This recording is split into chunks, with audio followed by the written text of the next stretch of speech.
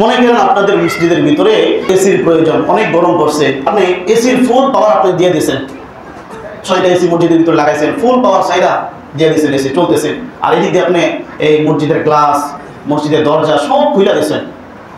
এসির মূল উদ্দেশ্য হলো মসজিদটা কি করা হয়, শীতল রাখা, ঠান্ডা রাখা। কিন্তু এই 6টা এসি লাগানোর উপরে ফিটিং করার পরে 6টা এসি ফুল পাওয়ার দিয়ে ছাড়ছেন, আবার দরজা জানলা সব খুলে দিয়েছেন। বলেন তো 1 ঘন্টা 2 ঘন্টা চলুক, এই মসজিদ কি ঠান্ডা হবে? আপনাদের কি মনে হয় ঠান্ডা হবে? কারণ বাহিরের আবহাওয়া গরম বাতাস ভিতরে আসা এসির বাতাসটাকে নষ্ট করে ধ্বংস করে দিবে, ঠান্ডা হবে না। যেরকম ঠান্ডা হওয়ার কথা এরকম ঠান্ডা হবে না। 6টা এসি লাগাইলেন, ফুল পাওয়ার ছাইড়া দিলেন, দরজা জানলা খুলে দিলেন।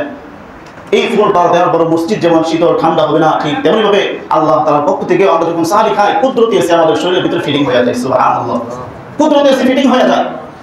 এখন যখন এই কুদরতি এসি যখন আমার শরীরের ভিতরে ফিটিং হয়ে যায়, আল্লাহ প্রদত্ত এসি রহমত যখন আমার শরীরের ভিতরে বসন হতে থাকে, আর যখনই আমি আমার হাতের দ্বারা গুনাহ করি, তার মানে হাতের জানলা আমি খুলে দিলাম। আমি যখন চোখের দ্বারা গুনাহ করি, চোখের জানলা আমি খুলে দিলাম। আমি যখন অঙ্গ প্রত্যঙ্গ দ্বারা গুনাহ করি, অঙ্গ প্রত্যঙ্গের জানলা আমি খুলে দিলাম। এই রোজা রাখা অবস্থায় সে যদি হাতের দ্বারা গুনাহ করে, হাতের দ্বারা গুনাহ করার অর্থই হলো তার দরজা জানলা খুলে রাখছে। চোখের দ্বারা গুনাহ করার মানে হলো তার দরজা জানলা খুলে রাখছে। জিহ্বার দ্বারা গুনাহ করার অর্থই হলো তার চোখের জানলা দরজা সব কিছু খুলে রাখছে। যেমন ভাবে এই দরজা জানলা খুলে রাখলে মসজিদ ঠান্ডা হবে না, শীতল হবে না, ঠিক তেমনি ভাবে রোজা রাখার পরে কোনো ব্যক্তি যদি এই অঙ্গ প্রত্যঙ্গ দ্বারা 3টি অঙ্গ 4টা অঙ্গ প্রত্যঙ্গ দ্বারা কোনো ব্যক্তি যদি গুনাহ করে, তাহলে আল্লাহ তাআলার কাছ থেকে সে প্রতিদান পাবে না, প্রতিদান পাবে না।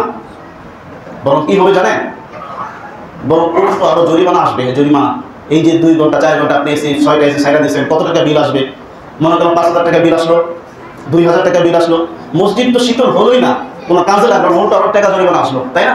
এই যে রোজা রাখতেছি, রোজা রাখা অবস্থায় সকাল থেকে সূর্যাস্ত পর্যন্ত না খেয়ে রোজা রাখতেছি, অঙ্গ প্রত্যঙ্গ দ্বারা গুনাহ করতেছি। রমজান মাস এত সম্মানিত একটা মাসের ভিতরে আমি গুনাহের কাজ করতেছি, এর দ্বারা আল্লাহ তাআলার কাছে আমার জবাবদিহিতা দিতে হবে।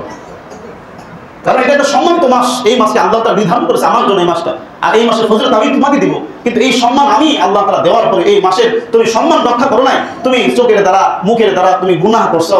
এই গুনাহ করার কারণে রোজা তো হলোই না, বরং এটা দ্বারা কঠিন জবাবদিহিতা তোমাকে আমি আল্লাহ তাআলা তোমার কাছ থেকে আমি নিব।